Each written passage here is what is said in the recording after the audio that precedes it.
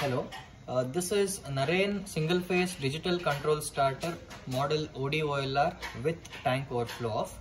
So the speciality of this digital starter is it will offer the protection against dry run, overload, and then it has a digital voltmeter and ammeter, and on top of that it also offers a tank full off option. That is, whenever the overhead tank fills up, you will connect the sensors to it. So whenever the tank fills up, the motor immediately turns off, and the reason for turn off is displayed on the LCD.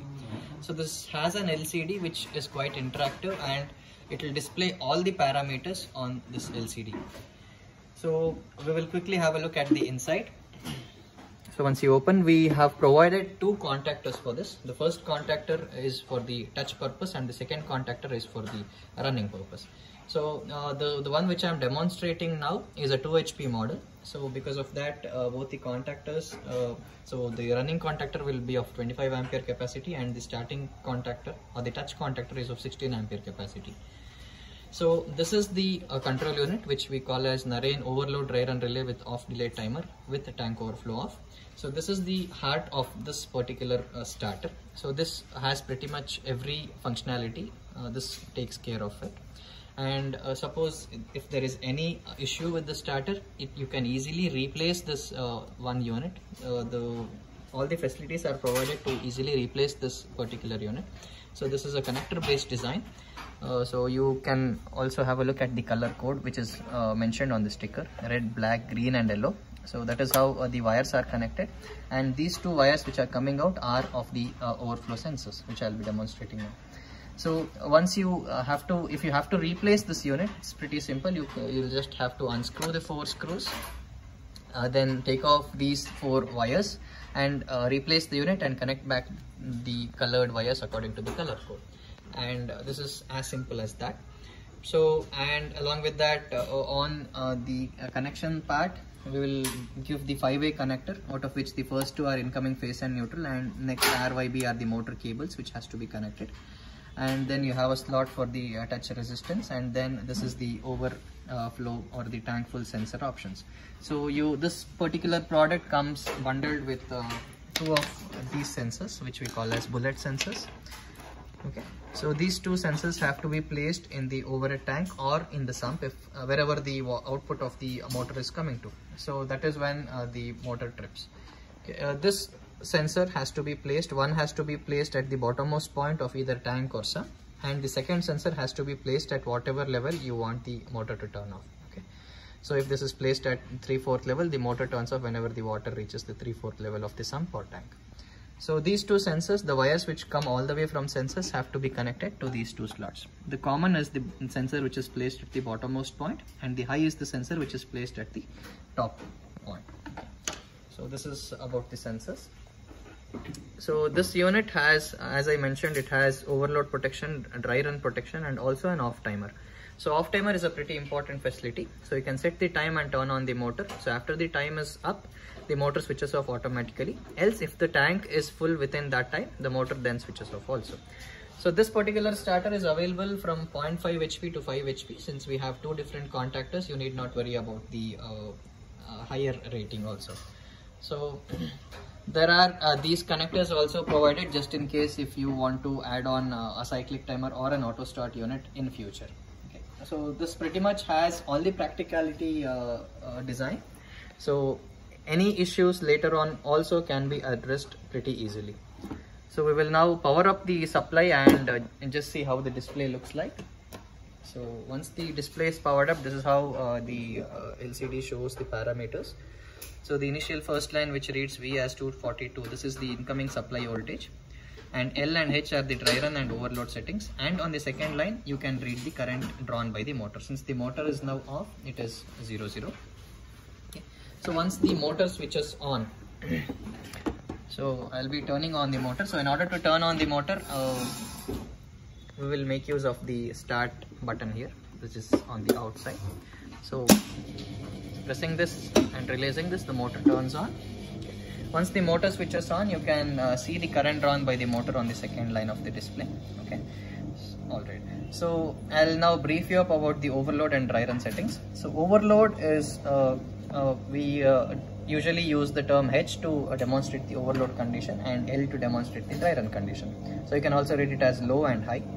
So let us assume you have a 2 HP motor. 2 HP motor should draw around 12 ampere load. So this is a half HP motor which is drawing around 4 amps. So if it is a 2 HP motor, it will draw around 12 amperes of current. So L and H are the low and high levels or the dry run and overload settings. So you will first have to notice the current drawn by the motor, and based on that you will have to set the high and low values. So whatever may be the current drawn by the motor, 2 numbers above should be the high value and 2 numbers below should be the low value. So if the motor is drawing around 12 amperes, high should be set at 12 plus 2, that is close to 14. So in order to set the value of high, you will make use of this green color now. Place a tester over it. Rotating it towards the left hand side will decrease the H value. Similarly, rotating it towards the right hand side will increase the H value. You can leave H at wherever you desire the setting to be at. So now if the motor is drawing around 12 amperes, we will set H to around 12 plus 2, 14 amperes. Okay. Yeah, like this.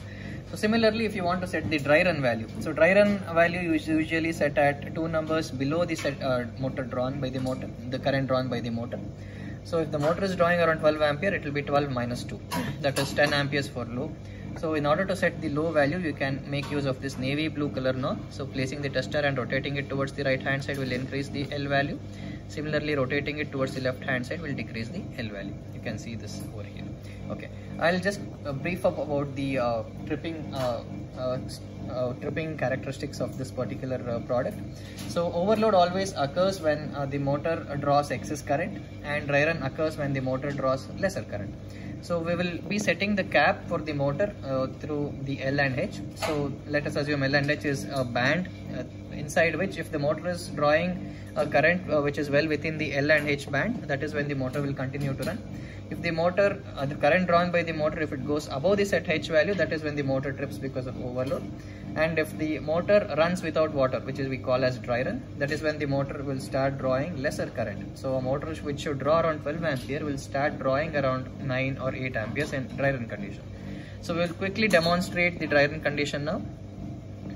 So yeah, so now L is set at 8, but the motor is drawing around 4 amperes, which means motor is drawing lesser than L. You can see this motor on light blinking for 8 seconds and motor switches off. So the reason for turn off is displayed on the LCD, so which says dry run off. Okay. Similarly, if you want to see the overload tripping, I'll again turn on the motor. So once the motor switches on, so in order to demonstrate overload, I'll decrease the H value. So decreasing the H value, again the motor is drawing 4 ampere, but the H is at 1. So motor is drawing more than the set H value. That is when you will again see the warning light blinking for 12 seconds and motor switches off. So when the motor switches off because of overloading, the motor just turned off. You can just have a look at the display which reads overload off. Okay. Similarly, I would want to mention one more important feature about the starter, which is the off timer. So off timer can be set by using the white color knob. So as you can see on this part of the display, which is empty right now. So as soon as I rotate the knob, you can see the numbers here. So you can see that 4 or 9 now. So the numbers inside the bracket is the set time. So this will always be in minutes. Now it says 10 minutes. The maximum time which can be set is up to 120 minutes. That is close to 2 hours. So any time within 2 hours you can be set. So whenever the motor runs for that many minutes, the motor switches off. And the reason for turn off will be given as timeout. So now I am setting the time at around 30 minutes. So that means the motor will switch off after 30 minutes is over. So if you have noticed, there is another 3-digit number which is right next to the current display. So this is the elapsed time. So that means when the motor how long you can just see how long the motor has run.